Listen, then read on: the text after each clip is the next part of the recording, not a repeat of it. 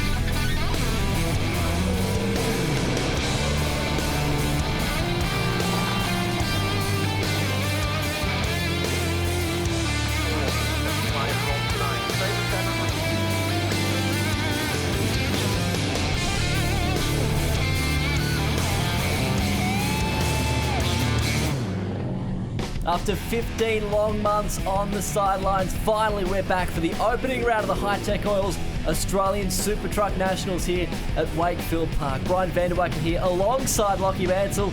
Lockie finally racing is back and it's going to be fantastic. How good is it, Brian, to have the big rigs back on the track at the Nation's Spectator track at Wakefield Park Raceway. Lots of work done during the COVID-induced break on the trucks. We've got some new trucks hitting the track. We've got some drivers that we haven't seen racing those big machines before. We've got plenty of the main contenders returning for another crack at the title. Let's head down to the pits and catch up with some of our main protagonists.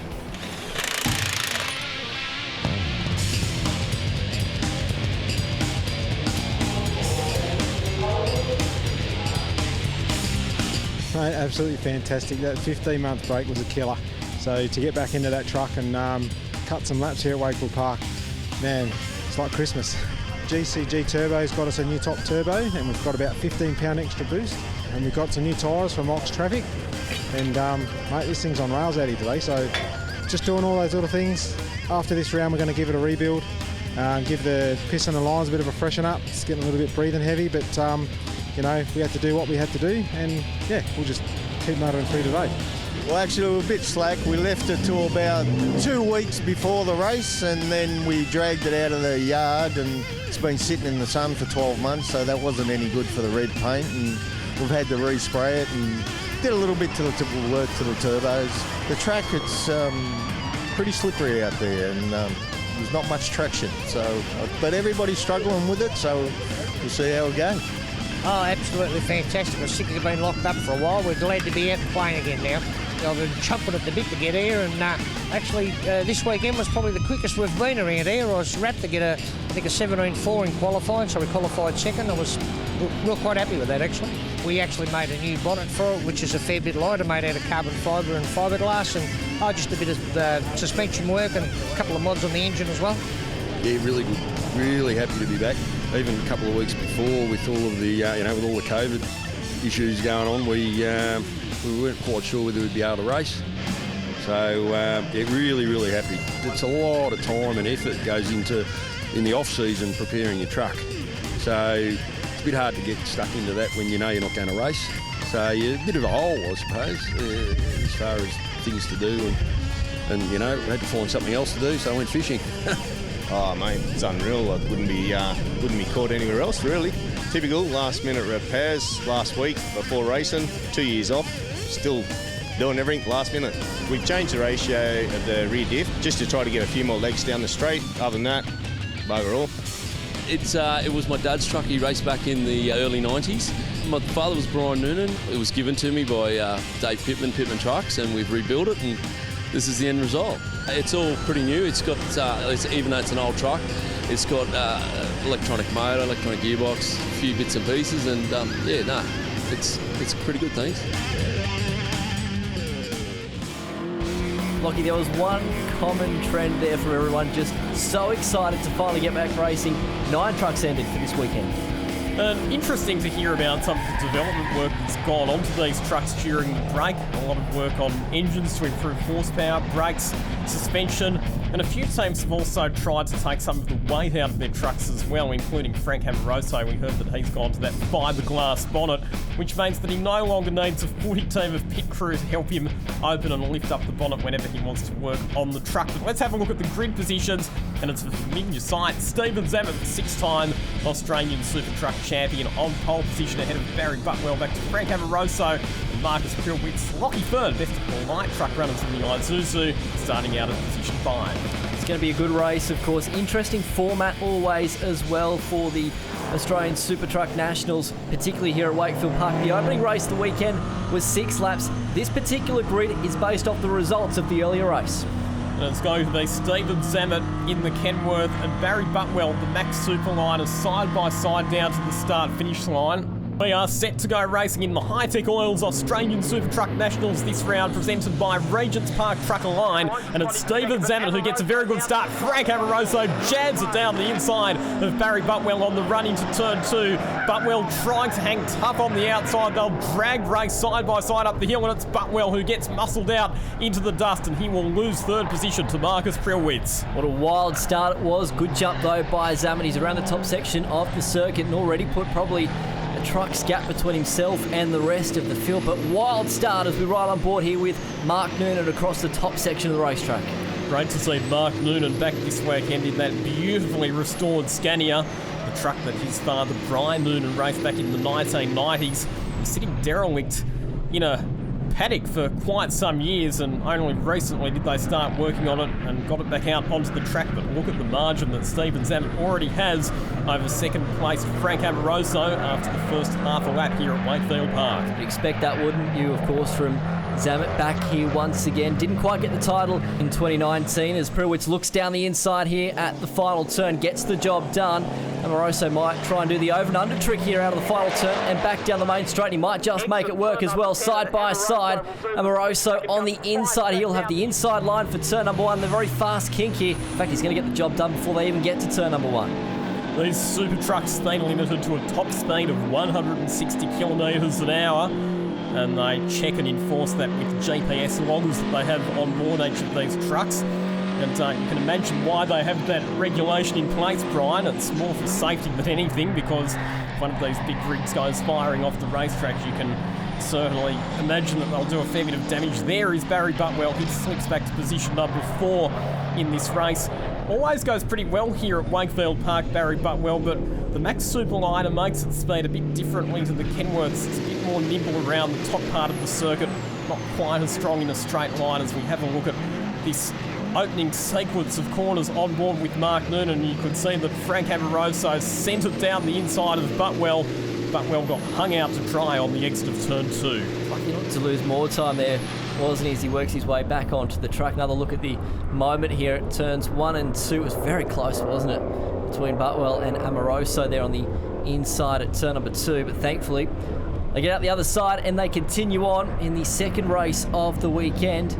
Back on board here with Frank Amoroso. He's probably closing ever so slightly here on your race leader of Stephen Zammit. You mentioned about the top speed. What it means then in these trucks is you've got to have a truck that goes really well into the turn, getting off the turn in order to reach that top speed of 160 kilometres per hour. But at Wakefield Park, they do reach that 160 kilometres an hour just before the start-finish line. Frank Amoroso driving with so much confidence at the moment. The work that they've done to that truck, not just on the horsepower and the weight, but also on the braking package, it's giving Frank Amoroso, the 2014 champion, a lot of confidence to attack under brakes. He's always been a driver who loves going for the big sends. I think we'll be seeing even more of that from Frankie Amoroso in season 2021, and he's really starting to apply the pressure to our race leader, Stephen Zammit. Certainly tight at the top, isn't it? It's not done with yet in these early stages. Half race distance here as Amoroso now is right on the back of Steve Zammit as we look at the rear of the Kenworth 401 here, out of the fishhook section. Possibly, maybe a chance to get a pass done later on the race if he can get the truck down the inside there at the left-hander at the fishhook. The other thing to keep in mind for Steve Zammit is that they have been managing a few temperature issues with his truck throughout the weekend. He says it's good for a couple of laps, but after that it starts to get hot, and I just have to back off the pace slightly to make sure that it doesn't overheat, and that costs me a bit of horsepower. They've just about changed everything in it, including the radiator cap, and the word is from the team they're actually going to change the radiator ahead of the next round, and we're going to see a completely new design, so watch out for that. The next round of Winton coming up in July. Robert Fern making up a spot here towards the rear as well. And he made up that spot because Mark Noonan got really sideways coming out of turn 10 as we see a lot of smoke billowing out of Barry Butwell's truck a bit further up the road. The battle is on in earnest for the race lead. Amoroso has caught the back of Stephen Zammett's truck. Now it's a case of figuring out where he might try and make a passing manoeuvre. I have a feeling, Brian, that turn 10, the final corner, might be the spot where Amoroso thinks about going for a big lunge down the inside. And that's if you can get the run off this turn here at the fishhook and then through the right-hander, the second to last turn that leads you down that back straight. Looking here at Butwell once again, just trying to hold off his position there outside the top three at the moment. If anything, it looks like that truck, I should say, is probably slowing ever so slightly. Yeah, Butwell's limping at the moment, and a lot of smoke billowing out of it. That's a lot more than what you should normally see. Robbie Third rounds him up on the outside, exiting the fishhook, so I dare say that Barry Butwell will be limping that Max Superliner back to the pits. Not an ideal start to his championship campaign for season 2021 in the Hi-Tec Oil Super Truck Nationals. Yeah, definitely a shame they've been having some fuel pump issues prior to the opening few races of the weekend, so whether or not that's rearing its ugly head once again, we're not quite sure, but he's always had some great rivalries with Steve Zammett over the last couple of years, but unfortunately not quite there this time by. Stephen Zammett has responded. Frank Amoroso was putting him under some pressure, but Zammett has punched out the fastest lap of the race, 1 minute 17.2 seconds the lap time for Stephen Zammett. We're seeing some of the fastest ever laps that we've seen from Super Trucks at Wakefield Park this weekend. The track conditions absolutely perfect to see scorching lap times, and also the development work that a lot of the teams have put into the trucks during the COVID break has seen them emerge with faster and stronger weapons for the 2021 season. Great looking brand new helmet design as well for Stephen Zammett at round number 1 this weekend. He's even got a bit of a special slogan on there, back to Scott McLaughlin, which says winners focus on winning, losers focus on winners. So a great helmet design there, and he was very proud to unveil that prior to the season starting. He's got his young son, 10-year-old Jason Zammett, in the pits helping out this weekend as well. Jason's recently started doing some go-karting, and I don't think it'll be too much longer before we see young Jason behind the wheel of one of these super trucks as well. We begin the final lap of the race, and Marcus Prilwitz doing a good job sitting in position number 3 in the number 31 Max Superliner. He's been able to keep the front-running Kenworth drivers honest. So we look back to Lachlan Fern. He's the highest placed of the light trucks in the Isuzu. They run a much smaller capacity engine compared to the super trucks. It's only, and I say only 6.7 litres compared to sort of 14 litres for the machines that are running at the front of the field. You mentioned young Jason, of course. For Frank Amoroso, actually, he wants to race 3 generations of the Zammett. So we're talking about Charlie Zammett, of course, father of Steve.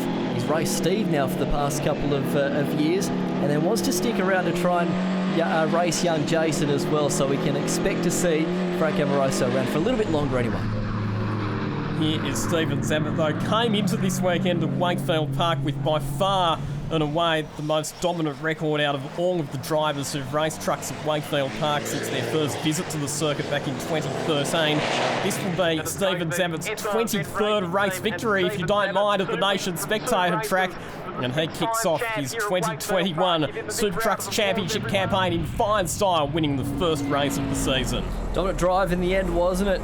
A tremendous start to his championship assault. Of course, that's back-to-back race wins so far from the opening 2 races of the weekend. He'll be happy with that one as well. But of course, as we know with the format for the Super Truck Nationals, it's all going to change for the 3rd race of the weekend. It is indeed, because we will invert the grid for race number 3, which comes up very, very shortly. Massive crowd of spectators at Wakefield Park as well. One of the biggest crowds that I think we've seen for truck racing. Everybody's been really keen to get themselves trackside to see the trucks live in action. Stephen Zammit, your race winner, ahead of Frank Amoroso and Marcus Prilwitz. Robbie Fern, good drive from the back of the grid up to fourth, ahead of Mark Noonan, Lockie Fern, Mark Schutz, Mitchell Prilwitz, and then Barry Butwell, unfortunately not making it to the checkered flag after those mechanical issues. Yeah, look, mate, I was just head down. As soon as that green flag came out, mate, I was just pedal to the metal, and down in turn one, I had Amoroso on the right-hand mirror, completely filled it up, and mate, I just looked straight forward and just kept going. So when you hear it hold him up for a little bit, I think Barry's got a bit of a turbo issue, which we're trying to fix up now for him. But yeah, no, I was hammer down, mate, and I was out of there.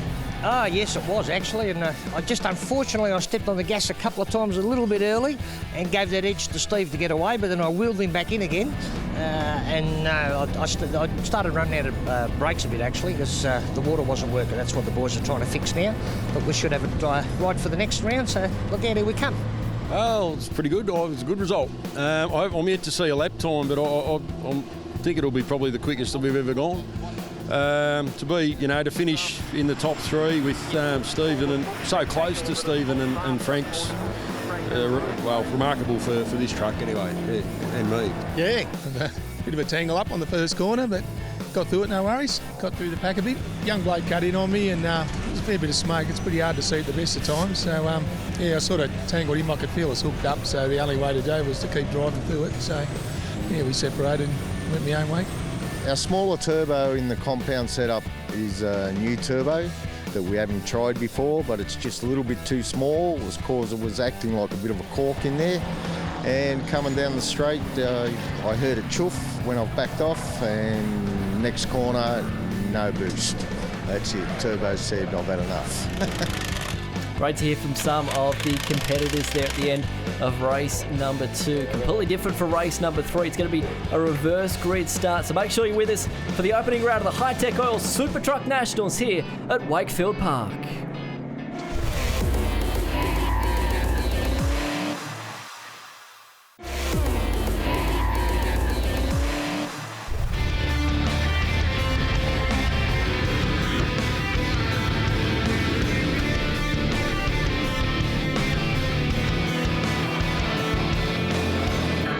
Isn't it great? It wasn't a bit touch and go, but it was a bit worrying towards the end. You think, what's going to happen in this world that's going to stuff the whole show up again?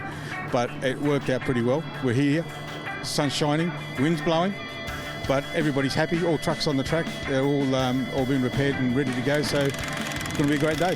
Hi-Tec Oil's been terrific. They've come on board for the whole series this year. They're pretty good. We've got our other sponsors that make up the difference. And not make up the difference, but they actually a big part of what we do. Regis Park Trucker Line, they've come on board at the last minute, which is grateful as all hell. We've got Kinetic Fleet Services, they've come on board. Direct Power Steering, which is actually me. We've come on board with it as well. And All Freight Finances.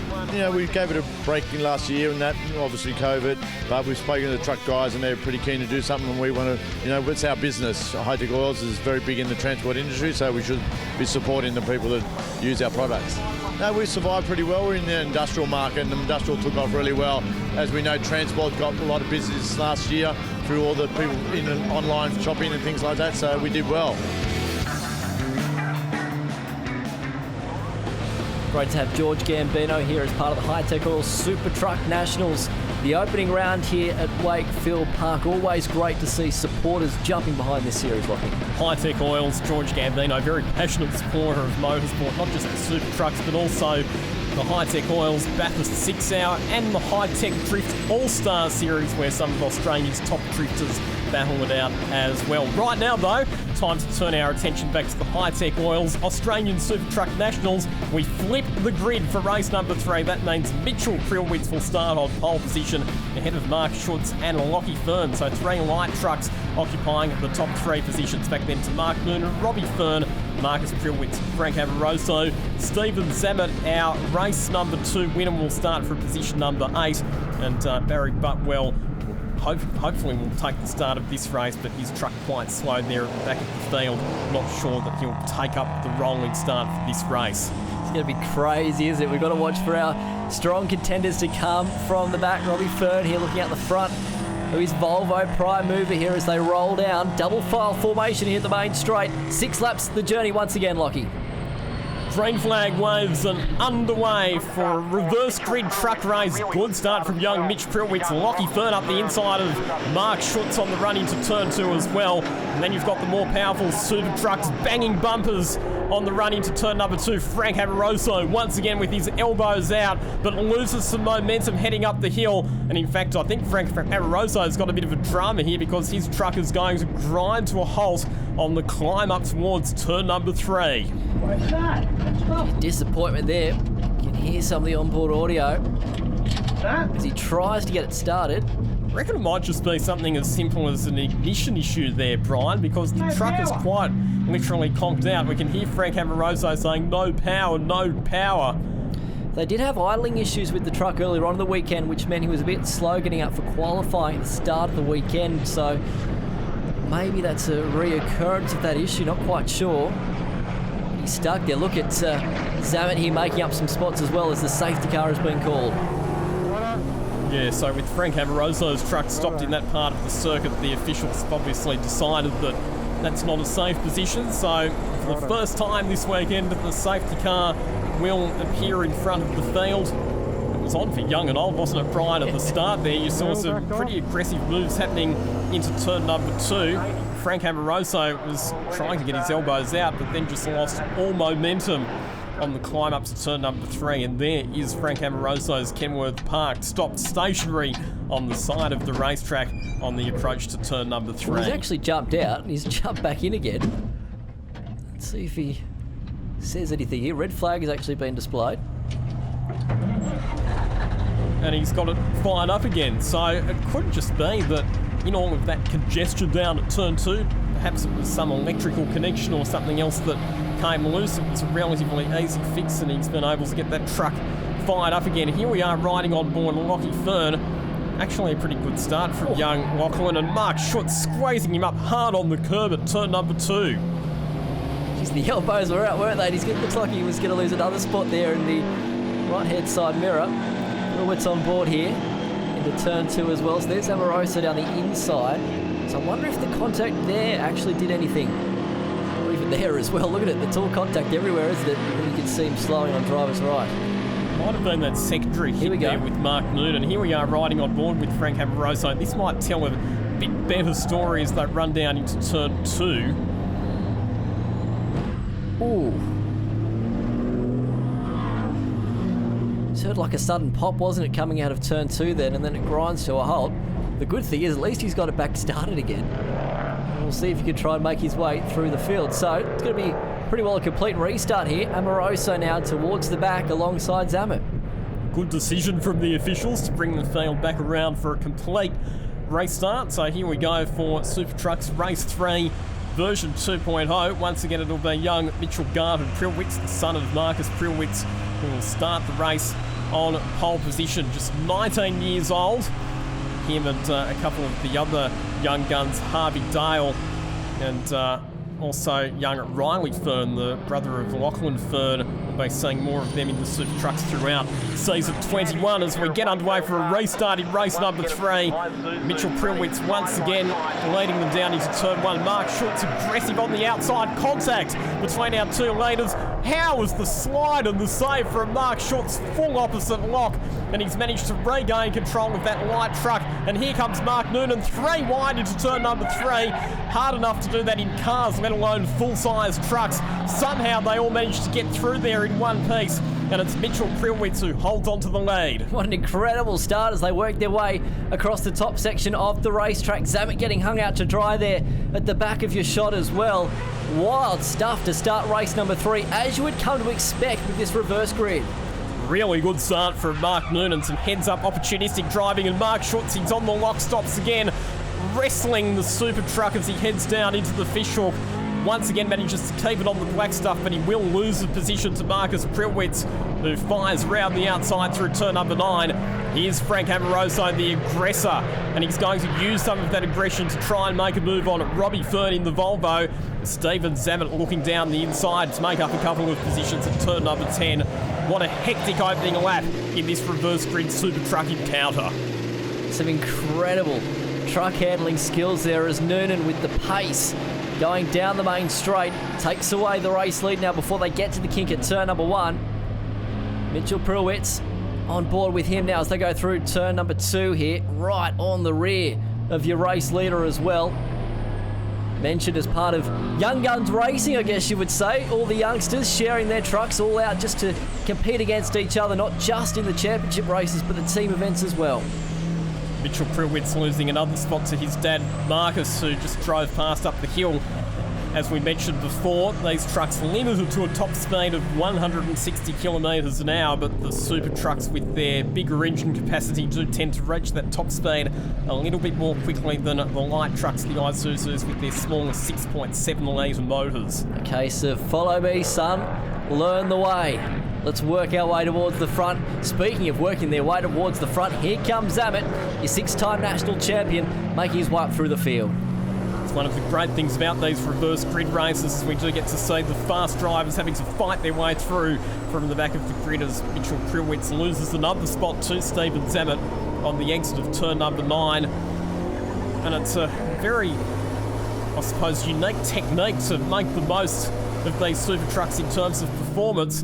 We say that some of the drivers like to slide them around a lot, but just like race cars, the most effective technique is often to be smooth and minimise the wheel spin and minimise the amount of sliding you're doing on the exit of corners. Yeah, it's incredible, isn't it? And of course, one of the great things about this particular category, of course, let's talk about some more technical aspects as we look at our race leader all sideways. Of course, these trucks weigh 5.5 tonne. That's the minimum weight for these trucks. And when you speak of tyre life, how that weight is actually distributed over the tyres, therefore affects its tyre life. So on the front of the trucks, of course, you've got the steerer tyres. When you break it down, it's roughly near enough to around about 3.3 tonne over the front wheels of the truck. When you've got 2 wheels, that's almost like you're talking 1,600 kilos going through each tyre. You've got 4 tyres there on the rear. And you're talking around about 2.2 tonne there going over the rear tyres. So the actual weight load over the rear tyres is actually about 500 kilos. Therefore, sometimes the rear tyres actually last longer than the front tyres in these trucks, basically because there's not so much weight going through those rear tyres. It's a good point that you make there, Brian, and it's pretty much the opposite to what we see in a lot of cars. But like you say, because you've got the dual rear axles, and you've actually got 4 tyres on the rear, so that does mean that the load is distributed a bit more evenly throughout those rear tyres, which is why they sometimes last a bit longer. Stephen Zammit's on the move. He's worked his way up to position number 3. He's in behind Mark Noonan. Marcus Prilwitz has taken the lead of the motor race. Really good effort from Marcus Prilwitz. He is very happy with how his Max Superline is performing this weekend. He's actually got a different set of injectors in it this weekend, which he borrowed from another competitor, Anthony Tringali, who unfortunately isn't running, but Marcus Prilwitz has already noticed big performance improvements in that Max Superliner. As we ride on board with Frank Amoroso, Mark Noonan, you feel at the moment, Brian, has just become a bit of a cork in the bottle here, and he's under assault from Zammit and Amoroso. Amoroso down the inside of Zammit. They'll bang panels heading into the fishhook, and Amoroso's going to spin around completely. He got pinched up on the curb, loses the rear end of the number 96, and pirouettes, manages to get going again, thankfully, without losing too many positions. But a bit of contact there between 2 of the main title protagonists, the drivers who battled for this championship back in 2014. Looks like Amoroso has lost 2 positions there. It's only going to be 1 now as he works his way back down the inside here at the final turn, or is here. He's going to get pinched up on the curb for the second time in just about as many corners here. He'll make up that spot as well. Interesting to see what happened there. As you mentioned, it looked like there was a bit of a squeeze there going on through the fishhook as well. Couple of laps to go. We see a couple of the Isuzu light trucks battling it out for position. Lachlan Fern getting down the inside of Mitchell Prilwitz on the main straight. There is Frank Amoroso. He's fallen back behind Robbie Fern after that incident. This is what it looks like on board with him on the run down through the fishhook. Tell you what, there was a fair bit of room given then, so there wasn't so much of a squeeze. Amoroso looked like he just went in quite hot there into the fishhook section, couldn't quite pull it up, and therefore collected the left-hand side of the Zammit machine.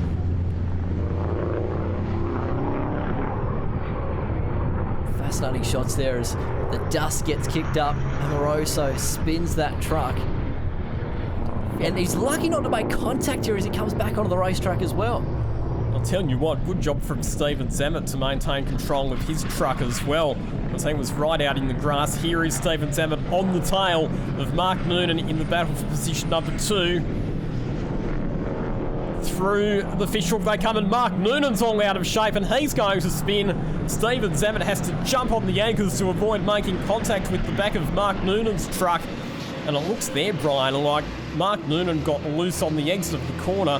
Not sure if there was actually any contact from Stephen Zammit at all. I think Mark Noonan might have done that all on his own. It's been a crazy reverse grid race so far. We've only got really a lap to go now as your leaders work their way back down the main straight as well. So the officials have got plenty of work to do at the end of this race. In fact, Stephen Zammit has had to go through pit lane, we believe, for a drive-through penalty. So it's all happening at the moment in this third race of the weekend. And we're hearing that this penalty is apparently for the incident with Amoroso the lap prior. So one of the challenges for the officials is that they actually bring in all of the sector marshals off the track when the trucks are out there, because obviously there are some safety issues that need to be addressed. So that can make it quite hard to adjudicate on incidents, but I'll tell you what, Brian, that'll be a pretty controversial penalty if indeed that's the case, that it's for the incident between Zammit and Amoroso. Just having a look at this incident that involved Mark Noonan on the exit of the fishhook. Zammit was up on the curb. Oh, wow. If there was contact there, it was only the lightest of touches between the two of them. There might even be more after this race right there with the officials, because there is onboard footage as well that these drivers and officials can trawl through as well as we ride on board here with Mark Noonan. It's hard to tell, isn't it, from that shot whether or not there was a slight touch or not. He was lucky, or he did make contact, in fact, with the tyres. Thankfully not significant though. All of this has worked to the advantage of Marcus Prilwitz. He's pulled a handsome margin over the rest of the field. Last time Marcus Prilwitz won a race in the Super Trucks was here at Wakefield Park back in 2019, but he has driven superbly in this reverse grid format, and he is going to take victory in race number 3 for the opening round of the Hi-Tec Oils Super Truck Nationals. Quite a big margin in the end, back to second place, which will be Robbie Fern. Frank Amoroso recovering from his spin to finish up in position 3. Crazy race there, the reverse grid race, and what happens for race number 4 is another reverse grid race in some respects. Indeed, race number 4 we reversed the grid based on qualifying, but Marcus Prilwitz, his truck running the Road Ranger manual gearbox. Bit of a difference between that transmission configuration compared to the automatic gearboxes in a lot of the other trucks. Here's a look at your results. Prilwitz, your winner, ahead of Robbie Fern. Amoroso, Lachlan Fern, again the best of the light trucks, ahead of Mitch Prilwitz, Mark Schutz and Mark Noonan, and then Stephen Zammit after that controversial penalty, finishing down in 8th spot. Oh, happy to be there.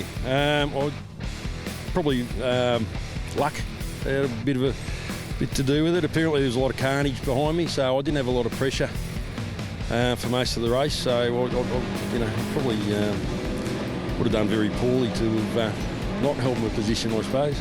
But no, it's good. It's only the second win for the truck ever in the championship, so I'll try and keep it there. I wouldn't say I got stuck, but I was enjoying Marcus and Mark Noonan have a nice dice there, and I thought I might buy into this. And Frank Amoroso made a lot of ground on us, and hey presto, down the inside he came in the fishhook, and yeah, the rest is history. Coming out of it okay, but the clerk of the course has given me a drive-through penalty for it, so I don't understand why, and we're going to discuss that with him now, but we'll just see what the video comes out with. And yeah, look, if it is what it is, but I'm pretty sure getting hit from behind, I shouldn't be getting a penalty for it, so we'll just see how it unfolds up there. Yeah, it wasn't what I was planning to do today, but it's what ended up, and yeah, it's all experience. I don't think it was really Steve's fault. My truck's really loose out of there. It's really hard to get the power down. I think I was actually out of control, and yeah, I just lost it. And yeah, Steve just was in the wrong place at the wrong time too, the poor bugger. Yeah, it was good. New turbo on it, just getting used to it all, a bit laggy, but we made it work. I just pushed as hard as I could, just tried to figure the track out, everyone's lines, and yeah, just went as hard as I could.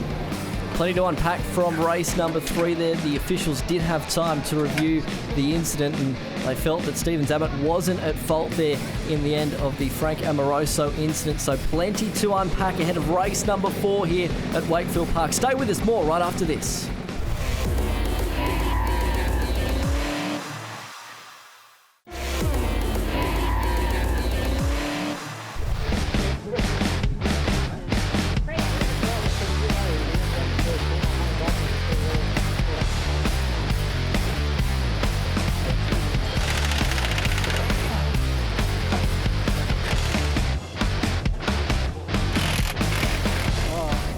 The Super Pre race getting set for the weekend. Of course, the final race of the weekend over the distance of 10 laps to complete round number 1 at the Hi-Tec Super Truck Nationals here at Wakefield Park. Lockie Bansell, this is the race that they all build up to at the pointy end of the weekend. This is the one where the crowd will flock to the fence because this is the feature race of the weekend for the trucks. It's a longer 10-lap distance and it's a full reverse grid based on qualifying. So the very fastest drivers will be starting right at the rear of the field. Let's have a look at our grid positions, and it's Mitchell Prilwitz on pole position ahead of Mark Schutz and Lockie Fern. Mark Noonan next ahead of Marcus Prilwitz, Robbie Fern, Frank Amoroso and Stephen Zammit, our pole sitter. He will go from the 8th and last position on the grid aboard Rex Powers here in Kenworth. Plenty to play out here, of course, over a longer distance, 4 laps longer than what they've done for the rest of the weekend. So plenty to play out here. And of course, at the early point of the season, championship points is also going to be vital.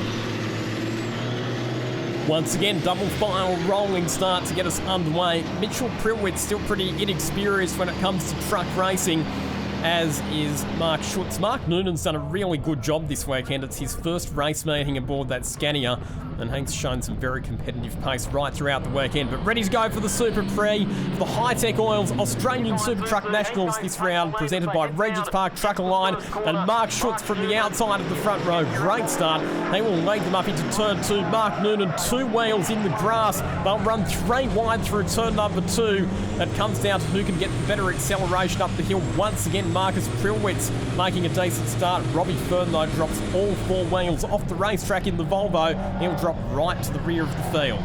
Plenty to play out there, wasn't there? Because there was almost 3 wide action as they went up through the top section of the circuit as well. So you got to be smart in these early stages, considering that it is over the distance of 10 laps, so longer time to make up your spots. But of course, when everyone's compact at the early point of a race, this is normally the best time to make up those positions.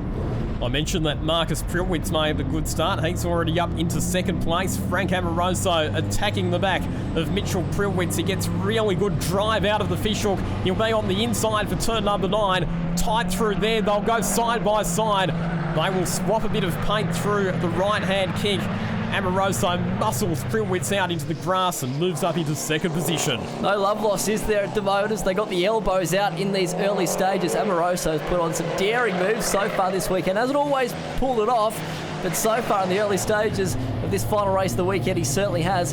As Lockie Fern there just losing some spots out of the final turn. Looks like he might lose another one here at the moment as well. And that's just a case of the horsepower advantage of the super trucks playing to their advantage on the main straight. Mark Noonan goes through, Robbie Fern goes through as well, and Lockie Fern has to just tuck in behind his dad and also Mitchell Prilwitz, who have a bit of a contretemps on the exit of turn 2. The leaders at the moment starting to pull away as some of our faster trucks are already making their way through the field. It's always great to see, isn't it, that these trucks at the back end of the weekend just sliding around a little bit more as well, and unfortunately for some of them, concentration also proving to be a little bit of a deemer at this point of the weekend. I think that, Brian, is what you define as terminal understeer there for Mitchell Prilwitz heading through turn number 5. The truck just did not turn into the corner and went straight on. Mitchell Prilwitz gathering it up, but he has dropped to the tail end of the field in behind Lockie Fern. Back to our race leaders. Here comes Frank Amoroso and Stephen Zammit, 3 wide into turn 10. Amoroso down the inside of Mark Schutz. Stephen Zammit looking to try and follow him through on the exit of the final corner. And they will move up into positions 2 and 3. Zammit pulling right to the inside, decides to move back across to the outside. Amoroso, though, will have the preferred line for turns 1 and 2. Zammit will have to think of another position where he can make the move on his sparring partner. You reckon Zammit forgot about the contact in race number 3? No way, Jose. As we have a replay here of contact through the second to last corner. Lucky to keep that truck back on the straight and narrow. That was Mitchell Prilwitz, and that was on the opening lap. So we saw that Frank Amoroso got a really fast exit from the fishhook. He was able to position his truck on the inside for turn 9. Mitchell Prilwitz didn't give him a lot of room there. Frank Amoroso was having none of it. He said, I'm in the bigger truck, mate. I'm going to use that to my advantage. You're going out into the grass. Great to have all the angles covered. This is the moment of the chronic understeer, as you called it, Lockie. Gets it back on. Only loses a spot, though, throughout that in the process. Here we go, back towards this thrilling battle between Amoroso and Zammit. It's continuing on, this battle, isn't it, from race number 3, which we saw earlier. And if he's strong enough through here, might be half a chance here to get himself down the inside at the final turn. A little bit wide there through the exit of the second to last corner. Moves the truck around in the rear vision mirror of Amoroso, and if we can get a good drive here, might be half a chance at turn 1. They've had lots of great battles over the years, these two drivers, Frank Amoroso and Stephen Zammit. None more so famous than their classic contest for the championship back in 2014, which ultimately went the way of Frank Amoroso in a contest that went down to the very final race of the season, as we've seen Mark Noonan and Robbie Fern making up a couple of spots. Robbie Fern just been a little bit off the pace this weekend. We've seen that he's won races and rounds here at Wakefield Park in the past, but this weekend he hasn't quite had the pace to take the fight up to the ultimate front runners. Mark Schutz here. Truck seems to be slowing at the moment. Or it appeared to be coming out of turn number 2 there, using that speed now as he works his way back up around the top section of the circuit. Of course, some of these smaller trucks haven't quite got the same straight line speed as some of the bigger trucks in front. Here are our race leaders. Big moment for Frank Amoroso through the fishhook. You can tell that the tyres are well past their best on that machine. Stephen Zammit senses an opportunity, pulls up alongside Amoroso. Will look to do the switchback on the exit of turn 9, gets the overlap for the run down into the final corner at turn number 10. It will be a braking duel between the two of them. Amoroso completely locked up and is going to just about lose it. What a save from Frank Amoroso. I cannot believe that he managed to avoid rotating that Kenworth altogether, but gives second position to Stephen Zammit. He was on the inside and he's been able to take that position. Amoroso was fully on the lock stops there, wasn't he? Heading into the final turn, and somehow, as you mentioned, kept it going. Thought he was gone for all money, but he continues to hold down that third spot. Zammit now with a beautiful pass, really. The over and under trick working into this final turn. And look at this. The rear's locked, and you would swear at this point that he was going around. Okay, a little shortcut there, but that means nothing as he keeps it on the black stuff heading down the main straight. This is the onboard. This is going to look fantastic. Watch the wheel work of Amoroso here. And listen as well. Oh, that is awesome stuff. He is a lucky, lucky boy, but good on him as well. The truck control of these drivers is just fantastic, and now it's on for your race lead. So Stephen Zammit has caught up to Marcus Prilwitz, and the challenge for Marcus here is going to be that he's running that road range manual gearbox. Stephen Zammit's got the automatic transmission, and Zammit will get down the inside of Prilwitz into turn number 10, and he will go through to take the race lead. And you might ask, Brian, why is having an automatic gearbox in truck racing an advantage? It's because in a manual gearbox you have to lift off the throttle and then change up to the next gear. That means you lose turbo boost, whereas with the automatic transmission you can just keep your foot planted on the accelerator, and it makes sure that you're always running full turbo boost. So there is a straight line performance advantage with the automatic. And of course we heard at the opening of the show as well how Zammit has got a new turbo in that machine for season 2021, and it's increased the boost in that truck. He's very, very happy with the performance of it so far. And of course, these trucks as well, it's sometimes a little bit unknown up and down the paddock as to how much horsepower they produce, but it's somewhere within the vicinity of 1,500 horsepower, if you don't mind. Quite incredible. Serious amounts of horsepower, and even the Isuzu light trucks that are running the smaller capacity engines, they're still up around the 670 horsepower mark or thereabouts. Obviously a much lighter truck with a better power to weight ratio, so seriously high amounts of horsepower being produced by these big rigs, and that's one of the reasons that the crowds love to watch them and why they put on such spectacular racing. Zammit pulling clear in the lead. Krillwitz under pressure for second position from Frank Amoroso. Looks aggressive, doesn't he, as he runs the truck off the exit of the final turn. He drops the left-hand side of the truck off the road. Time running out here at the moment as well. Starting lap 7 of 10 here. Amoroso. Can he get this job done and move his way up into position number 2 here? Of course, as we mentioned, championship points when you've got 4 rounds over the course of the season, ever so important, particularly in this Super Prix. I reckon Frank Amoroso might just be struggling with a bit of front brake wear or overheating front brakes at the moment. We saw a couple of laps ago that huge moment where he locks the rear brakes into turn number 10, and that's an indication that the front brakes are probably a bit past their best. We heard after one of the earlier races as well that they were struggling with some issues with their water-cooled braking system. A lot of these trucks do run water-cooled brakes. As you can imagine, the brakes do get pretty hot because they have to pull up these big 5.5-tonne machines over and over again. And here at Wakefield Park, the brakes don't get a lot of recovery time. Lots of hard stops down into turn number 2, into the fishhook, and also the final corner of turn number 10. You've got 3 really big brake applications every lap.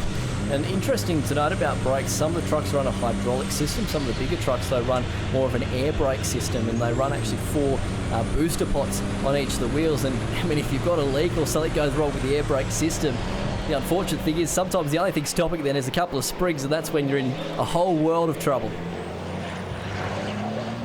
I can imagine that having a brake failure on one of these 5.5-tonne machines is not the definition of what I would call fun. It'll probably tend to catch your attention a bit if it happens heading down into turn number 2 as well. Yep, fastest point off the racetrack, as you mentioned, reaching that maximum speed limit of around about 160 kilometres per hour as we ride on the rear once again here of Mark Noonan. It's been a really impressive performance from Mark Noonan. First race meeting in the Super Truck Championship. It's a truck, it's not brand new. As we mentioned, his father Brian Noonan raced this truck back in the 90s, but it has been rebuilt and restored. And I think that Mark Noonan, with a bit more development and a bit more time behind the wheel, he's only going to get more and more competitive. So really, really impressive debut performance for Mark. As you mentioned, watch out for him over the course of the rest of the season. Very big wide cab on that truck as well, isn't it? But once we work our way through the season, and particularly into next season, he's going to be one of the strongest competitors you got to feel in mixing it with some of our leading contenders up the front. We're hearing stories that there's some other old trucks that are going to come back, and there's some new trucks being built as well. So the future for the Australian Super Truck Nationals is looking really positive. Good to see that we're going to have some new competitors coming into the series. I think it's good too, Brian, to say the younger generation. We're starting to see drivers like young Mitchell Krillwitz and Lockie Fern and young Harvey Dale, who's here this weekend and competed in the teams races earlier in the weekend as well. A lot of those drivers are under 20 years old, so really good to get the next generation of young kids getting involved in Super Truck competition. And as we have a look at Stephen Zammit, a little bit of history on the line this season as well. Because, of course, if he can get that 7th national title, he'll break a record. Oh, we just gave Mark Noonan a rap, and unfortunately, I fear that might be the commentator's curse because he's dropped it all on his own between turns 3 and 4 and loses the spot to Robbie Fern. But indeed, Brian, at the moment, Stephen Zammit with 6 Australian Super Truck titles under his belt, tied with the late great Rodney Crick in terms of the most successful drivers in Super Truck history. If Zammit can go on and win a 7th this year, he can break that all-time record. Here is Frank Amoroso. He must be so sick of being stuck behind Marcus Prilwitz. He puts the pressure on Prilwitz, who makes a mistake and runs wide at the critical time there at turn number 10. And Amoroso says thank you very much and moves on through into second position. It's like the seas parted for him, wasn't it, for Frank Amoroso? Went straight down the inside, got the job done, and now launched himself into that second spot. I spoke to Stephen about possibly trying to break that record and, of course, win a 7th Australian Drivers' Championship, and I said to him, what would that mean? And he actually was a bit hesitant in terms of he would feel a little bit mixed if he was to get that 7th title. The reason for that, he looked up to Rodney as a kid. He loved racing against him. He said it was always an honour. And he said back in Rodney's day, the competition was so competitive. He goes, it's very hard to compare eras, and that's why he feels he would have mixed feelings if he was to get that 7th title this year. It's true, because Rodney Crick was in an era of drivers that included some of the other great names of super truck racing. The Cedars family, Bill and Luke Cedars, they were front runners. Bob Middleton, another driver who was very successful in truck races. Inky Tulloch, the Kiwi, who came over to Australia and dominated for quite a few seasons on end. Stephen Zammit, though, he's doing all of the right things to prove that he's very much a member of that illustrious club. One corner left to run in the Super Free here at Wakefield Park, and he's going to kick off the 2021 Hi-Tec Oils Australian Super Truck Nationals in fine style. 3 wins from the 4 races and the round win to kickstart his title challenge in season 2021.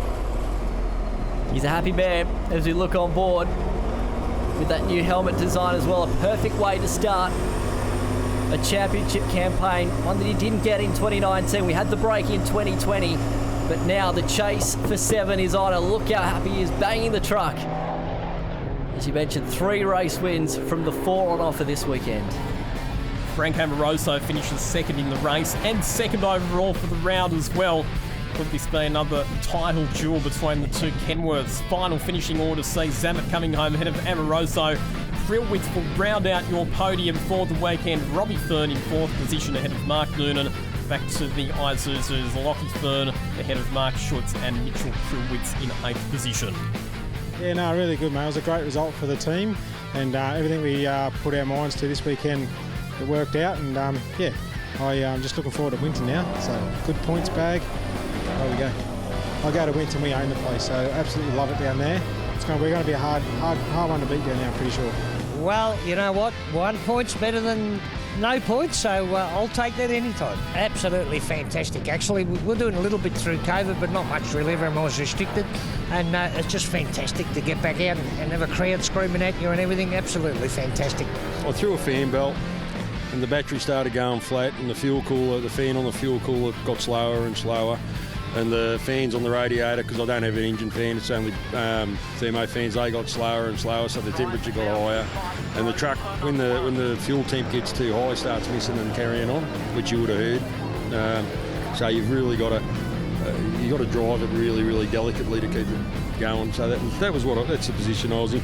And apart from that, I got passed by 2 pretty good drivers. So here's what it is. Right here from our winners at the end of round number 1, and Lockie, the points are fascinating as we complete the opening round of the championship. Just 5 points in it between Stephen Zammit and Frank Amoroso. Good consistent weekend for Marcus Prilwitz. He's right in the game as well.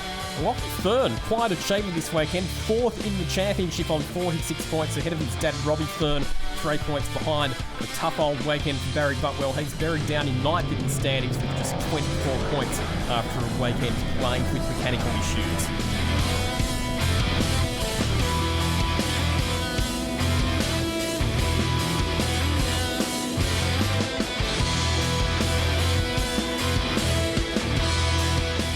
Coming up after the break, we look back on the 2010 V8 Utes Trans-Tasman Test Series from the streets of Hamilton in New Zealand.